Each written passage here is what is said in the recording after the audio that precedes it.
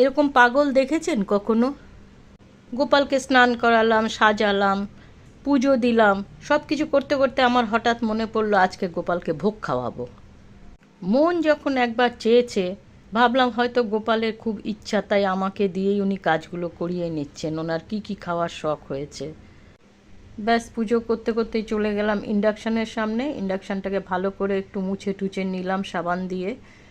এবারে চাল নিলাম, একটা আলুকে কুচু কুচু করে কেটে নিলাম।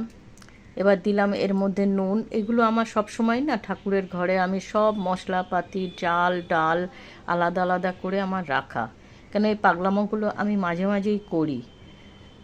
আসলে কি বলুন তো, কাল সোমবার, আজ আমাকে নিরামিষ খেতে হবে। ভাবলাম তাহলে আমি একা কেন খাবো, ঠাকুরের সঙ্গে শেয়ার করে খাই।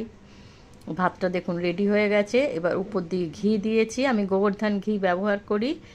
একটু ঢেকে রেখেছি, এত গরম তো গোপাল খেতে পারে না, বাচ্চা তো, তাই একটু ঢেকে রেখেছি। 10 মিনিট পর যখন ঠান্ডা হয়ে গেছে, তারপরে আমি ঠাকুরকে ভোগ লাগিয়েছি। আমার এই পাগলামোটা আপনাদের কেমন লাগলো অবশ্যই একটু জানাবেন।